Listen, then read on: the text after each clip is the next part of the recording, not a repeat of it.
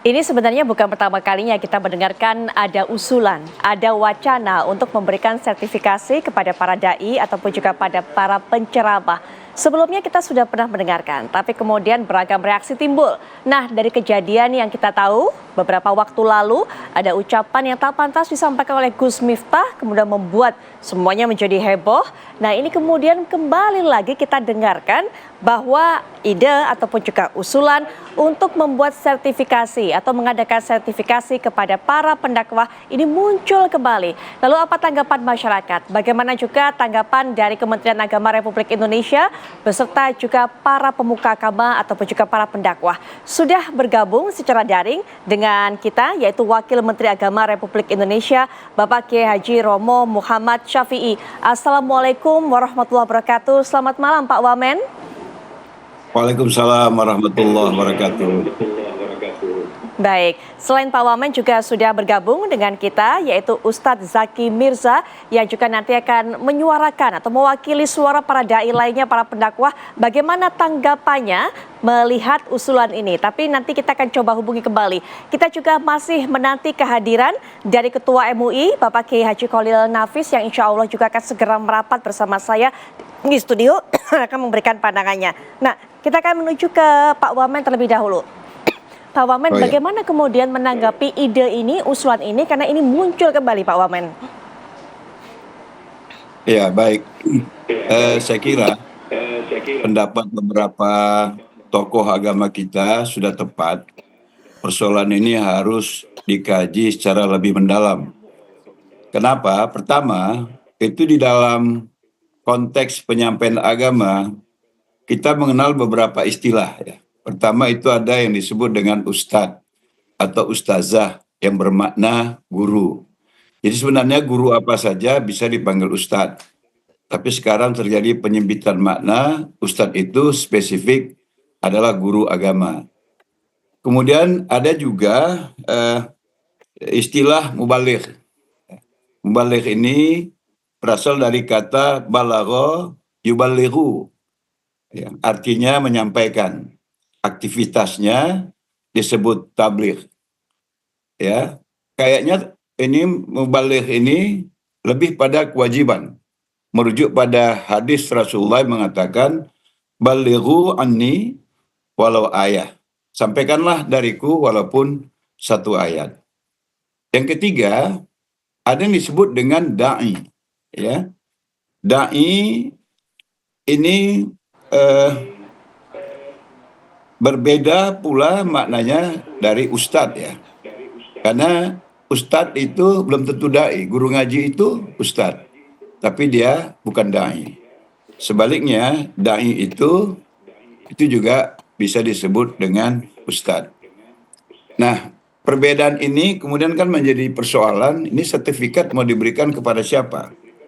Kepada ustadz, kepada mubaligh, atau kepada dai. Secara kualitatif, sebenarnya penyampaian agama yang profesional itu disebut da'i. Merujuk pada ayat Allah dalam Al-Quran, surat Ali Imran ayat 125. Wal takum minkum ummatu yada'una ilal khair wa ya'muruna bil ma'ruf wa yanhauna 'anil munkar.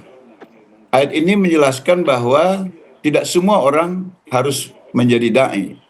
Waltakum minkum. Kata-kata minkum itu merujuk segmented tertentu yang tentu memiliki kualifikasi, memiliki pemahaman keagamaan untuk kemudian dia bertugas sebagai penyampai kebenaran, sebagai penyampai ajaran-ajaran keagamaan. Nah ini kan kemudian harus menjadi pertimbangan pertama. Kemudian yang kedua, ilmu agama itu pada banyak kasus sangat berbeda dengan praktek keagamaan. Sudah menjadi tagline ya, orang yang memiliki ilmu agama yang tinggi belum tentu dia merupakan orang yang melaksanakan keagamaan dengan lebih bergairah. Sebaliknya, ada orang yang dengan ilmu agama yang tidak tinggi, tapi memiliki kegiatan keagamaan yang sangat bergairah. Contohnya antara kegiatan di desa dan di tempat-tempat yang lain. Di desa itu rata-rata pemahaman keagamaannya mungkin tidak tinggi, tapi semangat keagamaannya yang tinggi. Sebaliknya mungkin di tempat-tempat yang penuh dengan kegiatan industri. Nah ini kan sebuah persoalan, kemudian kepada siapa yang mau kita beri sertifikat, apakah itu dai, ustadz, atau mubalik. Yang kedua, apakah itu untuk yang berpraktek di kota besar, atau menyeluruh sampai ke daerah-daerah. Dan ini kan menjadi persoalan ya. Makanya saya sepakat dengan pendapat bahwa ini memang harus dikaji lebih mendalam bagaimana sertifikasi dari penyampai agama ini akan diberikan. Belum lagi kemudian kita akan bertanya siapa yang punya kualifikasi yang berhak memberikan sertifikat. Karena saya mendengar kemarin Badan Halal yang sekarang dipimpin oleh Babe Haikal saja mengatakan untuk memberi sertifikat halal terhadap produk-produk yang ada di dalam negeri saja kita pasti kewalahan karena jumlahnya jutaan. Apalagi sertifikat kepada para ustadz. Karena nanti persoalannya bagaimana dengan yang belum mendapat sertifikat. Dan orang yang mendapat sertifikat ini kualifikasinya boleh berceramah di mana? Tidak berceramah di mana? Kan pasti tidak berbeda juga levelitas sertifikat yang diberikan. Ya, sertifikat pendakwah yang profesor, sertifikat pendakwah yang baru doktor, sertifikat dakwah yang S1, sertifikat dakwah yang tamatan madrasah atau pesantren. Ini pasti levelitasnya berbeda-beda. Maka saya sepakat, kalaupun ini dianggap penting, menurut saya yang paling penting itu adalah kesamaan pandangan terhadap negara Kesatuan Republik Indonesia, kesamaan pandangan terhadap Pancasila, kesamaan pandangan terhadap Bhinneka Tunggal Ika, kesamaan pandangan terhadap Undang-Undang Dasar 1945. Kalau ini, saya yakin bila kesadarannya sama di level manapun dia, dalam pemahaman seberapa dalam pun dia, kalau dengan satu visi yang sama untuk membangun bangsa Indonesia yang disadarinya sangat heterogen ini, saya kira ini sudah cukup efektif ya, ketimbang kemudian kita menyisir lewat pemahaman keagamaan, lewat levelitas dakwah yang biasa dia geluti dan lain sebagainya. Mungkin untuk sementara itu Mbak komentar saya. Baik. Iya, baik Pak Wamen. Jika memang itu yang menjadi pertimbangan, siapa kemudian badan yang harus mengeluarkan sertifikasi dan sebaiknya sertifikasi ini diberikan untuk siapa? Tadi Pak Wamen sudah menjelaskan panjang lebar dan menekankan bahwa bukan itu yang penting, tapi yang paling penting adalah menyamakan pandangan, menyamakan persepsi. Atau mungkin yang lebih baik solusinya adalah kemudian memberikan semacam penataran ataupun juga pemahaman materi kepada para dai, mubalik, ustadz dan sebagainya. Tapi mungkin nanti dijawab Pak Wamen karena sudah hadir di samping saya juga Ketua MUI yaitu Bapak Kiai Haji Kholil Nafis. Assalamualaikum warahmatullahi wabarakatuh. Selamat malam Pak Yai. Waalaikumsalam warahmatullahi wabarakatuh. Selamat malam. Baik. Selamat malam Pak Menteri, Pak Wakil Wamen. Menteri. Baik. Ya Pak Yai tadi kita sudah baik. Romo Syafi'i, Pak Wamen. Betul sekali. Pak Yai tadi saya sudah sempat meminta pandangan dari Pak Wamen ini. Bagaimana mendengarkan usulan seperti ini? Ternyata banyak yang harus dipertimbangkan. Tadi sudah sempat saya singgung, termasuk juga bahkan siapa yang seharusnya disertifikasi. Apakah ustadz, apakah dai, mubalik dan sebagainya. Tapi kalau Pak Yai sendiri melihat ide ini, usulan ini terlebih lagi, kita lihat kembali. Usul ini muncul setelah kejadian yang kita tahu bersama viral, ucapan yang tak pantas dari Gus Miftah. Pak Yai pandangannya? Usulan ini muncul lagi. Karena mulai dulu zaman Pak Lukman Hakim Saifuddin jadi menteri juga muncul. Betul. Karena banyaknya penceramah yang kadang-kadang kontraproduktif. Selalu muncul dengan sertifikasi. Tapi memang complicated ya, perlu dikaji lebih dalam sebagaimana usulan dari Muhammadiyah. Kami pun juga berpikir begitu karena nanti kalau dibikin formalistik apalagi menjadi standar izin berceramah dan tidak berceramah itu akan kesulitan karena orang kita senang kumpul-kumpul, senang ada pengajian. Kemudian apakah 7 bulanan, tahlilan, yasinan, penceramannya harus sertifikasi, itu agak berat ya melaksanakannya. Apalagi kalau itu dikaitkan dengan honorarium orang disertifikasi. Maka yang dilakukan oleh Majelis Ulama Indonesia, saat itu kesepakatan Kiai Ma'ruf Amin sebagai Ketua Umum dan Pak Lukman sebagai Menteri Agama, kita bikin namanya standarisasi. Ketepatan di bawah saya di MUI, itu kita sudah ada 35 angkatan. Besok hari Senin itu angkatan yang ke-36. Jadi sudah ada sekitar 2.400 kemarin wisudanya dihadiri oleh Menteri Komdiji ya tentang yang di 2024 ini ada sekitar 800 dari wisatawan. Jadi wisudawan. Jadi kita melakukan dengan peningkatan kompetensi kepada dai itu.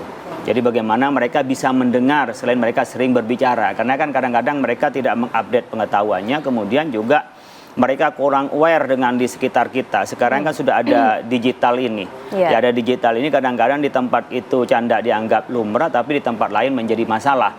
Nah, kita juga harus pandai-pandai cari candaan-candaan yang cerdas, yang itu multi mungkin kalau bicara multidisiplin, multi lokasi, multidimensi, dan multi ruang. Karena kita sekarang sudah tidak hanya pada satu ruang itu, pada saat ketika ceramah dalam arti dakwah itu disiarkan melalui media atau ada yang kamerakan atau ada yang menvideokan di tempat itu. Oleh karena itu minimal barangkali tadi Pak Wamen sampaikan, Romo Syafi'i, kita mensyaratkan 3 hal yang kita ada pretest dan posttestnya pada ngikutin standarisasi MUI.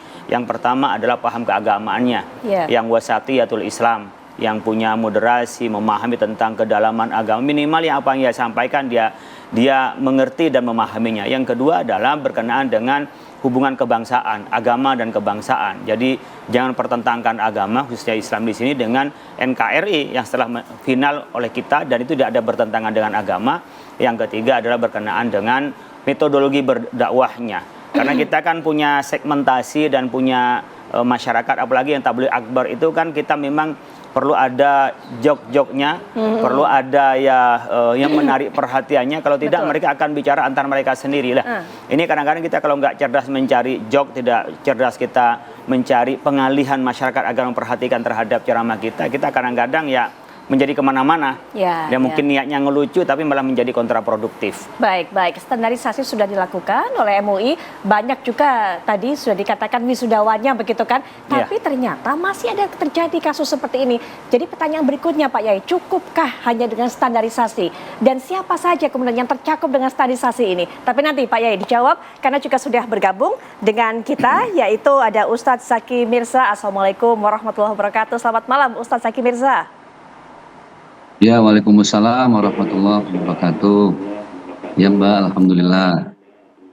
Alhamdulillah baik. Ustadz, mungkin bisa diceritakan dari pengalamannya. Memang tadi Pak Yai Khalil Nafis sudah bercerita kepada kita, butuh sebenarnya para pendakwah ini kemudian jok-jok untuk bisa memancing masyarakat ataupun juga para pendengar ini agar kemudian tetap menyaksikan ataupun juga mendengarkan dengan konsentrasi ataupun juga dengan terhibur setidaknya. Nggak bosan mendengarkan ceramahnya, tapi juga jangan kelewat batas. Nah, bagaimana hal seperti ini? Apakah memang harus ada standarisasi dan sebagainya? Tapi nanti Ustadz Zaki Mirza bisa berikan pandangan setelah jeda. Kami akan segera kembali saat lagi. Sebagai pendakwah memang membutuhkan sesuatu untuk bisa membuat audiensnya, membuat yang mendengarkan, yang menyimak tetap konsentrasi, bahkan juga tetap mendengarkan apa isi ceramahnya dengan gembira sehingga kemudian terserap ilmunya. Nah, itu salah satu yang dibutuhkan, memang joke, memang candaan. Tapi jangan sampai kelewatan belajar dari apa yang kita ketahui, apa yang terjadi di beberapa waktu lalu dilakukan oleh Gus Miftah. Dan ini mungkin juga Ustadz Zaki Mirza selaku pendakwah juga mungkin punya pandangan. Memang joke-joke ini menjadi salah satu cara untuk menggait perhatian dari audiens. Tapi supaya nggak kelewatan, sebenarnya apa pemahaman yang harus diberikan kepada para pendakwah ini, Ustadz Zaki Mirza? Baik, bismillahirrahmanirrahim. Assalamualaikum warahmatullahi wabarakatuh. Alhamdulillah, salatu wassalamu ala rasulillah, amma ba'd. Ini Masya Allah, saya bisa berdampingan langsung dengan gurunda tercinta, ada Romo Muhammad Syafi'i selaku Wakil Menteri Agama, dan gurunda Ki Haji Khalil Nafis. Beliau ini salah seorang kiai ulama yang semangat untuk memberikan sertifikasi untuk para dai-dai muda terutama ya. Dan alhamdulillah atas arahan beliau, saya pribadi masuk ke angkatan pertama nih Kiai. Alumni pertama dari rangkaian sertifikasi yang dilaksanakan oleh MUI. Yang pasti ketika saya banyak bersafari dakwah ya ke daerah-daerah, memang kultur satu masyarakat dengan yang lainnya tidak sama. Antara masyarakat di Papua dengan di Pulau Kalimantan, kemudian di Sumatera juga beda.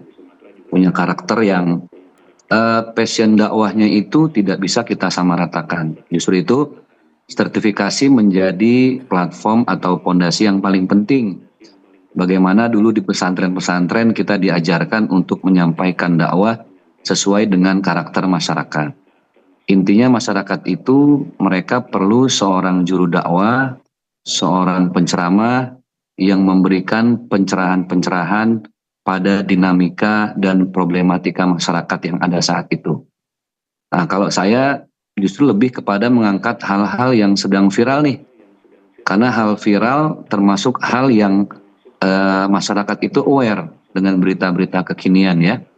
Baik tentang politik, kemudian media-media infotainment dan lain sebagainya. Itu ketika kita angkat memang menjadi hal yang bikin ger. Tapi bagaimana di celah-celah itu kita sisipkan kalimat-kalimat hikmah, mau'izatul hasanah. Sehingga apa yang sedang viral, mereka tidak hanya menelan berita itu mentah-mentah, tapi banyak hikmah yang kita bisa petik. Itunya tentu semua itu harus berlandaskan pada bagaimana kita membawakan materi-materi ya. Jok-jok satu masyarakat dengan yang lain kan tidak sama. Nah, saya selama pelatihan sertifikasi dari MUI ini betul-betul merasakan bahwa ya nilai-nilai kebangsaan, nilai-nilai Pancasila itu harus tersampaikan. Ada kerukunan antar umat seagama, ada kerukunan antar umat beragama. Nah, nilai-nilai seperti ini yang harus sampai kepada masyarakat supaya mereka bisa tetap hidup damai, akur, rukun dalam perbedaan yang begitu kompleks. Menurut saya sertifikasi harus menggiring para dai muda, terutama para pendakwah, untuk menyampaikan nilai-nilai kedamaian yang ada di Indonesia, sehingga Pancasila ini kembali membumi gitu loh. Jadi yang didakwahkan ini bukan hanya Al-Quran, bukan hanya Sunnah Rasulullah, tapi bagaimana nilai-nilai Pancasila ini bisa terimplementasi dalam keseharian masyarakat. Itu Mbak. Baik. Menurut dari Ustadz Zaki Mirza sendiri, apakah memang pelatihan yang dilakukan oleh MUI ini sudah cukup atau memang perlu adanya sertifikasi seperti usulan-usulan yang disuarakan belakangan ini? Ya, saya rasa ini sudah sangat urgent ya. Karena bagaimanapun terutama di karakter masyarakat tertentu ada bahasa-bahasa joke yang memang kita tidak bisa langsung mengeluarkan kata-kata itu. Harus ada studi. Kalau saya biasanya banyak bicara dengan teman-teman di daerah, bahasa keseharian apa yang memang sangat disukai oleh masyarakat. Terus kata-kata apa yang memang tidak seharusnya kita keluarkan. Karena itu hal-hal yang perlu observasi menurut saya. Jadi betul kata Kiai Nafis bahwa dai itu harus cerdas. Dai itu harus pandai mengobservasi, kemudian mengelaborasi diksi-diksi atau tagline jargon tertentu di daerah sehingga tidak menyinggung masyarakat. Karena banyak kata-kata yang mungkin di satu daerah itu hal yang biasa-biasa saja. Tapi di daerah lain itu menjadi hal yang sedikit menyinggung. Nah itu yang kadang kita nggak sadar gitu ya. Jadi memang kecerdasan seorang dai ini dahsyat. Bagaimana dia tidak hanya memerlukan fisik, mental, tapi kecerdasan dalam membaca bahasa-bahasa masyarakat, terutama bahasa keseharian. Jadi sertifikasi menurut saya satu hal yang memang sudah seharusnya bisa dikantongi oleh para dai muda, supaya kita ini berkiprah ada pagar-pagar tertentu yang tidak kelewat batas. Ada etika, adab yang harus dijaga. Karena saya rasa Indonesia ini kan penuh dengan budaya dan tradisi yang tidak sama gitu. Iya. Baik, Ustadz Zaki Mirza, mohon maaf, ini karena memang didengarkan juga ditampung usulnya menjadi masukan yang berarti untuk Pak Wamen. Yang dibutuhkan kalau Ustadz Zaki Mirza mewakili rekan-rekannya juga, cukup dengan sertifikasi atau pelatihan yang saat ini sudah ada melalui MUI, atau memang harus ada sertifikasi khusus sesuai dengan usulan yang kita dengarkan baru-baru ini? Yang mana? Saya rasa kalau yang sertifikasi menurut saya kan, iya, hanya sebatas teori ya. Tapi bagaimana MUI ini mengawal langsung para dai ke lapangan-ke-lapangan, mereka langsung survei, observasi, melihat di lapangan bagaimana para dai ini bisa menyampaikan dengan bahasa-bahasa yang sangat menjaga sopan santun daerah setempat. Jadi saya rasa tidak selepas terus sertifikasi dilepas begitu aja, tapi harus ada pendampingan, harus ada arahan, harus ada bimbingan. Terutama para dai-dai muda yang tidak lain kan itu adalah bagian dari regenerasi ulama di masa depan. Jadi kalau usul saya sebagai mewakili dai muda, ada pendampingan dari MUI, tidak hanya sekedar sertifikasi secara berkala. Sekarang ini kita perlu program seperti safari dakwah yang bisa masuk kemana-mana dengan pendampingan para senior kita di MUI supaya ada arahan langsung, karena khawatir secara teorinya sudah diserap, tapi secara lapangan kadang berbeda dengan apa yang kita pelajari, gitu Mbak. Jadi ada pendampingan lah. Ya. Baik, Pak Wamen ada masukan, kemudian Pak Yai Khalil Nafis juga ada masukan dari Ustadz Zaki Mirza. Nanti silakan ditanggapi Pak Wamen dan juga Pak Yai, tapi sebelumnya saya akan sajikan terlebih dahulu, saya akan membandingkan bagaimana sertifikasi yang dilakukan sejauh ini termasuk oleh MUI dan juga Kementerian Agama. Kita akan lihat bersama.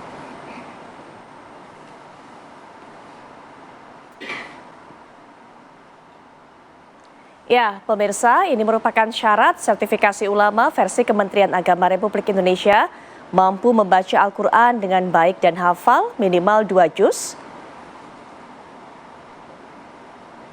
Kemudian kita juga akan lihat apa yang menjadi syarat sertifikasi ulama versi Kementerian Agama yang lainnya. Memahami kitab Taurat ataupun juga kitab kuning.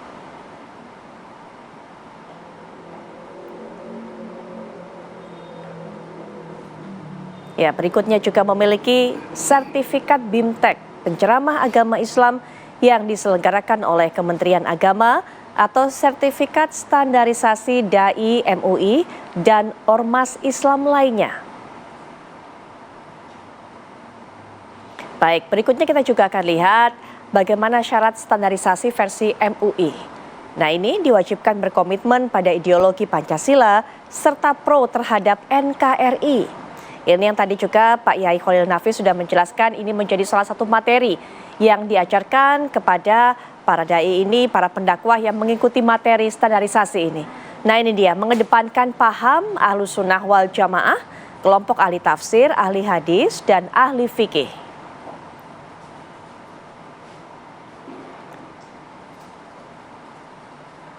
Berikutnya kita masih akan lihat apa yang menjadi syarat sertifikasi ulama atau standarisasi ulama versi MUI. Isi dakwah harus membangun ukhuwah Islamiyah. Pak Wamen, langsung saja silakan ditanggapi suara dari Ustadz Zaki Mirza tadi yang juga mewakili, kita harapkan, para pendakwah lainnya. Dan juga kita sudah tahu bahwa di MUI juga sudah berlangsung standarisasi. Pak Wamen, apa upaya untuk memaksimalkannya? Silakan Pak Wamen. Iya, saya kira masukan disampaikan Ustadz Zaki cukup menarik ya. Tapi sebagai pengambil keputusan, saya ingin menyampaikan bahwa pemberian sertifikasi ini kan bisa menyasar pada 2 hal yang sangat berbeda. Kalau pertama itu adalah sertifikasi dalam peningkatan kompetensi, pengetahuan. Ya, mungkin setiap mereka yang menyebutkan dirinya sebagai pendai, kita beri bekal ya tentang Al-Quran, tentang Sunnah, tentang tarikh Islam, tentang pelajaran-pelajaran klasik yang kemudian bisa diambil hikmahnya.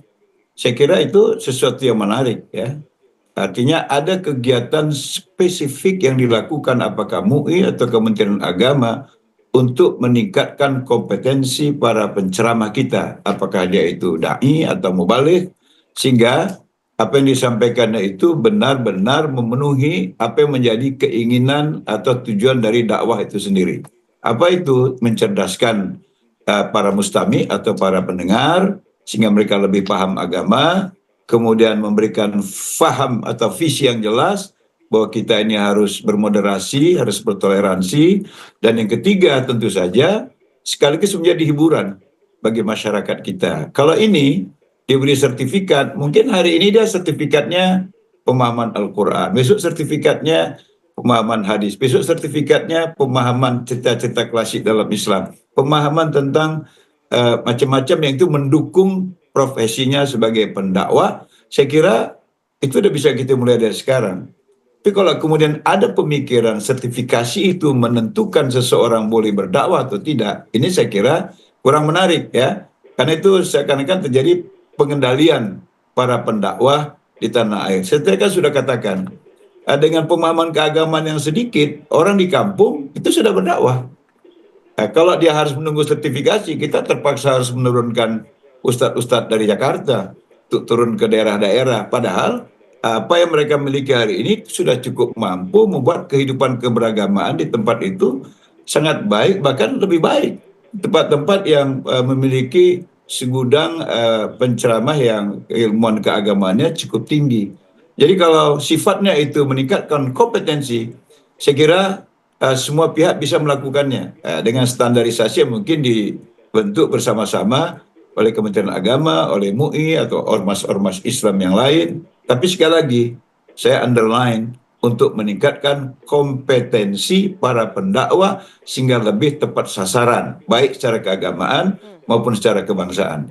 Tapi kalau sertifikasi itu untuk menentukan orang boleh berdakwah atau tidak berdakwah, saya kira perlu kajian yang lebih mendalam karena itu pasti sangat mengganggu pencerahan keagamaan di masyarakat kita yang sangat luas di Republik Indonesia ini, yang kita pasti tidak akan mampu melakukannya. Menurut saya seperti itu, karena di beberapa negara itu kan juga sudah ya, seperti di Malaysia, di Singapura, di negara-negara Arab, mereka juga melakukan sertifikasi. Tapi mungkin kita punya sertifikasi khas Indonesia, ya, karena kita di pemerintahan Pak Prabowo ini ingin khas Indonesia, nggak mesti mengikut contoh-contoh di negara lain, kecuali itu memang layak kita adopsi untuk kita terapkan di negara kita. Saya kira itu, Mbak. Baik, Pak Wamen sepakat Pak Yai jika kemudian sertifikasi untuk meningkatkan kompetensi, tapi bukan membatasi siapa yang boleh berdakwah, siapa yang tidak. Nanti Pak Yai silakan berikan tanggapan, termasuk juga tadi ada masukan dari Ustaz Zaki Mirza, minta diberikan pendampingan dari para senior. Sesaat lagi kita akan bahas lanjutannya di Apa Kabar Indonesia Malam. Ya pemirsa, kita sudah mendengarkan keterangan yang disampaikan oleh Ustadz Adi Hidayat saat kemudian berkembang isu ramai di kalangan masyarakat yang menganggap bahwa Ustadz Adi Hidayat kemudian diangkat menjadi utusan khusus Presiden menggantikan Gus Miftah yang mengundurkan diri. Kita kembali lagi ke tema kita, tadi Pak Wamen sebelum jeda sudah menyampaikan sertifikasi sepakat jika kemudian bertujuan untuk meningkatkan kompetensi. Tapi kemudian jangan sampai ini malah membatasi yang ini boleh berdakwah, yang ini enggak. Apalagi kemudian jika di daerah tersebut atau daerah desa, daerah terpencil seperti itu Pak Yai, yang kemudian ada keterbatasan dan juga banyak sekali ulama-ulama di daerah gitu yang secara spontan ini selalu memberikan ilmu kepada warga di sekitarnya. Pak Yai, tanggapannya? Mungkin yang perlu kita sepakati adalah definisi dari sertifikasi. Apakah sertifikasi, dai bersertifikat atau standarisasi? Ini harus dipilah. Mungkin pemahaman sementara kalau standarisasi itu adalah dai yang punya standar tertentu. Jadi standar MUI adalah pemahaman keagamaannya wasatiyah dan mendalam. Kemudian juga ada pemahaman yang baik antara kebangsaan dan agama. Kemudian ada pemahaman yang baik tentang metode dakwahnya. Itu standarnya. Kemudian kita bersertifikat. Kemudian kita bisa naikkan. Bersertifikat seperti halnya kita masuk pada lembaga sertifikasi profesi ke BNSP. Orang yang punya sertifikat itu punya kualifikasi tertentu tentang profesionalisme. Nah, kalau yang seperti saya pikir perlu juga bagian dari mengukur kemampuan dari dai. Tetapi orang yang bersertifikat belum tentu itu laku di masyarakat. Karena masyarakat itu bisa mengundang sesuai dengan yang mereka menjadi fan-nya.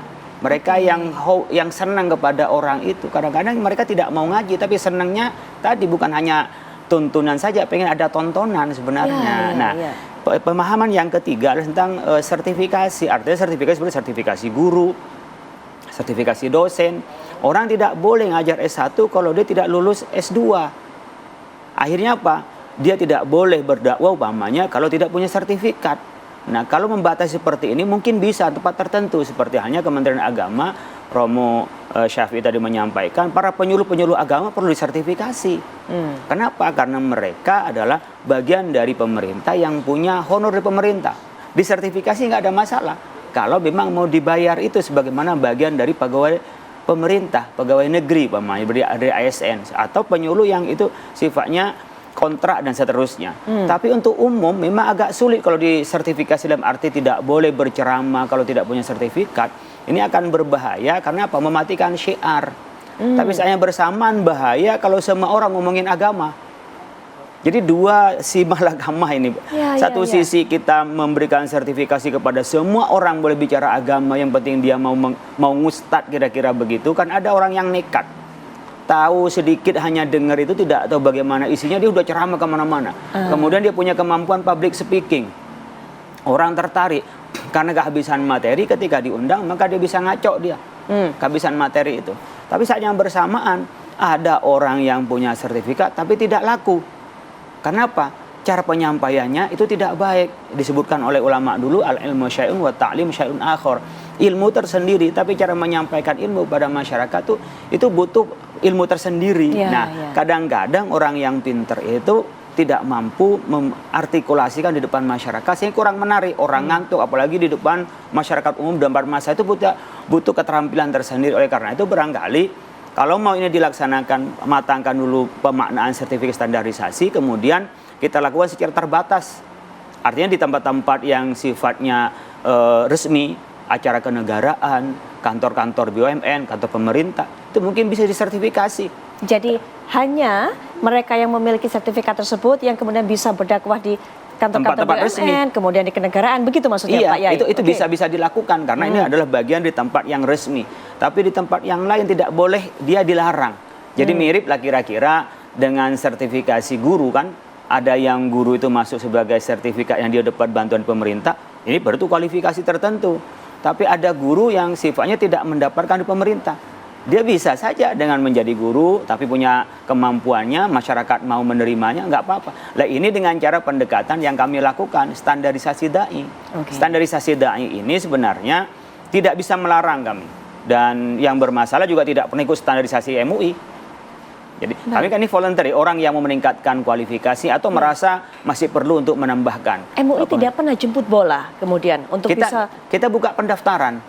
Jadi kita buka pendaftaran, kan sekarang bisa pendaftaran online, bisa Google Form, orang daftar ke kita, lalu kita seleksi siapa yang paling perlu. Seperti Ustaz Zaki Mirza tadi, angkatan pertama. Dulu untuk angkatan pertama khusus pada teman-teman yang banyak ceramah di televisi. Karena pada saat itu problemnya 4 tahun yang lalu itu problemnya adalah orang yang ceramah di televisi tidak punya kompetensi. Dulu pernah ada yang di TV swasta itu nulis Arab itu salah, nulis Al-Quran. Karena Al-Quran nggak boleh salah. Sehingga kita sasaran pertama saat itu adalah guru-guru yang di ceramah di televisi. Setelah itu adalah ormas-ormas Islam yang ada di bernaung di MUI. Kemudian kita pada masyarakat umum. Jadi kita memang satu angkatan sekitar 100. Ini udah angkatan ke-35, besok ke-36, itu sukarela. Jadi ada orang yang mau ingin tahu tadi umpamanya tentang bagaimana peningkatan kompetensi. Ada orang yang sudah merasa, saya sudah mampu.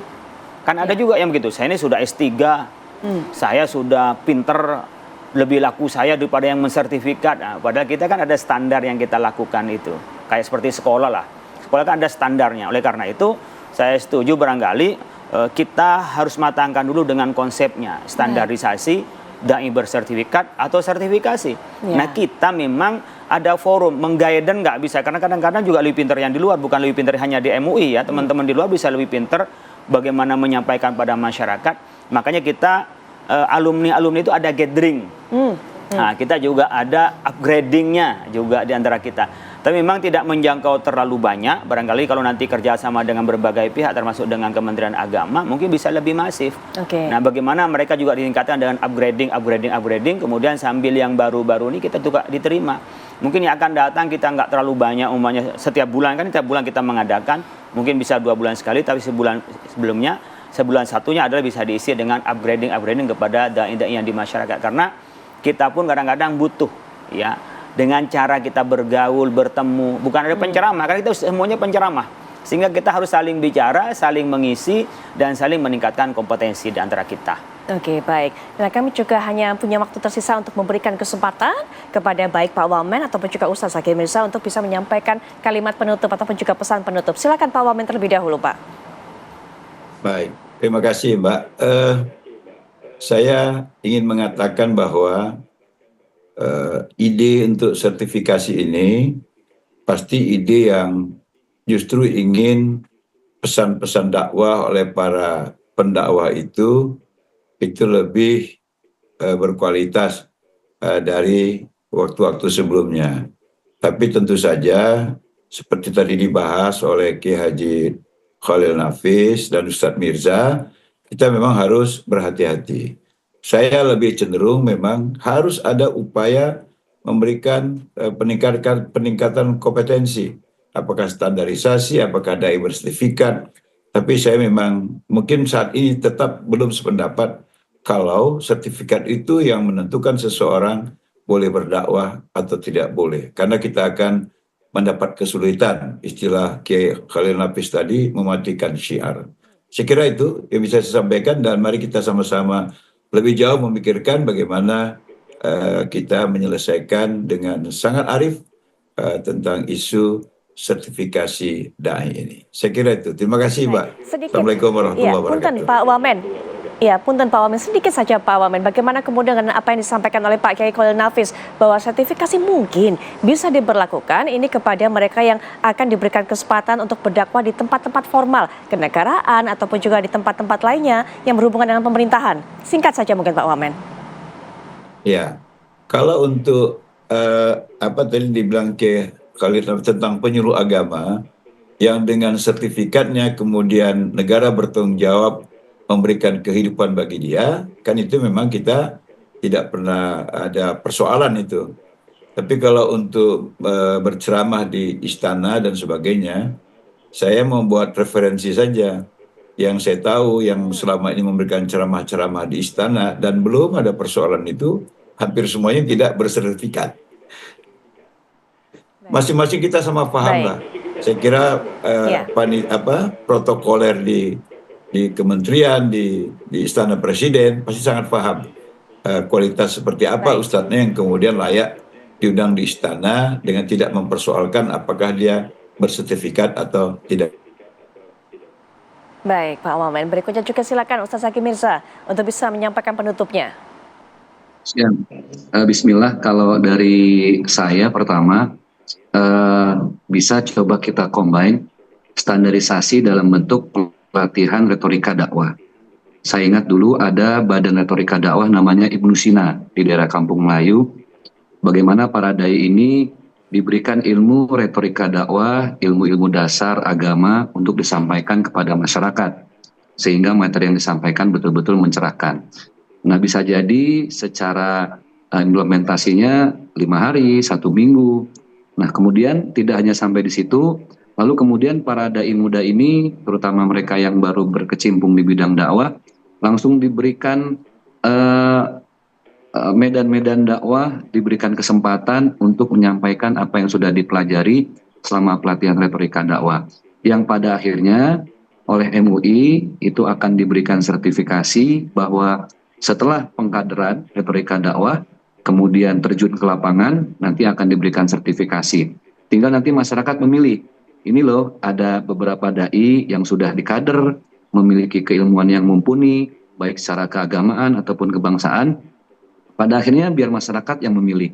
Biar entah itu dunia broadcast, televisi, media-media, atau channel-channel YouTube, atau masyarakat di kampung-kampung, yang akhirnya mereka punya satu sosok pendakwah yang multi talenta. Tidak hanya sekedar ilmunya mumpuni, tapi bagaimana dengan pelatihan retorika dakwah mereka juga punya kiat-kiat jokes yang mampu menghibur masyarakat, menyegarkan, tapi tidak keluar dari batas-batas budaya dan tradisi setempat. Itu harapan dari kita, mudah-mudahan bisa didengar oleh kiai-kiai kita, bahwa kita ini ingin ada semacam pelatihan retorika dakwah, yang pada akhirnya diberikan juga lapangan, kemudian juga didampingi secara intens, dan pada akhirnya kita bersertifikasi, namun setelah melalui proses standarisasi yang cukup ketat. Itu dari saya. Baik. Ustaz Zaki Mika, terima kasih sudah berkenan untuk bisa menyampaikan pendapatnya, menyampaikan masukannya, insya Allah menjadi masukan yang berarti. Pak Wamen, terima kasih sekali Pak Wamen meluangkan waktunya untuk bisa memberikan pandangannya, termasuk juga menginformasikan hingga saat ini bagaimana kemudian sikap yang diambil oleh Kementerian Agama, dan juga tadi mungkin bisa dipahami, direnungkan juga masukan-masukan yang disampaikan baik oleh Pak Kiai Khalil Nafis ataupun juga Ustaz Zaky Mirza. Pak Yai, terima kasih juga sudah hadir dan juga memberikan tadi informasi kepada kita mengenai standarisasi yang sudah dilakukan sejauh ini oleh MUI. Sekali lagi terima kasih kepada para narasumber. Selamat malam. Wassalamualaikum warahmatullahi wabarakatuh.